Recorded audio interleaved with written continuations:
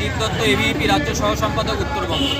আজকে কি কর্মসূচি চলছে আপনাদের? আমাদের যে দীর্ঘদিনের দাবি, রায়গঞ্জ বিশ্ববিদ্যালয়ে যে সীমাহীন দুর্নীতি হয়েছে, পিএইচডি সহ নিয়োগ দুর্নীতি প্রাক্তন উপাচার্য অনিল গুইমালির আমলে, এবং এই ইতিমধ্যে যে লক্ষ লক্ষ টাকা দুর্নীতি সামনে এসেছে, 28 লক্ষ টাকা পুকুর সংস্কারে খরচ, বিসি বাংলাতে 55 লক্ষ টাকা টেন্ডার ছাড়া গাড়ি, এই সমস্ত যে সীমাহীন দুর্নীতি সামনে এসেছে। এছাড়াও আরেকটি বিষয় বলতে চাই, সাবজেক্ট বা শিফট করা ছাত্রছাত্রীদের প্রায় লক্ষ লক্ষ টাকা এখন ইউনিভার্সিটি কর্তৃপক্ষ ছাত্রছাত্রীদের রিফান্ড করেনি। এই সমস্ত বিষয় আমরা দাবি রাখছি।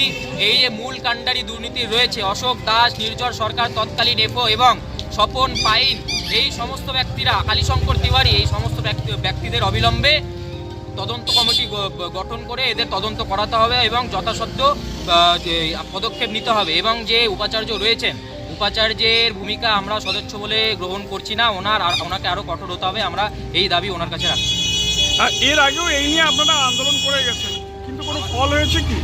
আমরা আন্দোলন জারি রেখেছি, ফলের আশায় আমরা রয়েছি। যতদিন না ফল আসছে আমরা আন্দোলন জারি রাখবো। এরপরে আমরা উপাচার্যের কাছে ডেপুটেশন দিতে যাবো। আগামীতেও যদি আপনাদের দাবিগুলো মানা না হয়, আজকে আমরা ধর্নায় বসেছি, এরপরে আমরা 72 ঘন্টার গণস্বাক্ষর অভিযানের ডাক দিচ্ছি। গণস্বাক্ষর অভিযানের দ্বারা আমরা লিগাল স্টেপ নেব।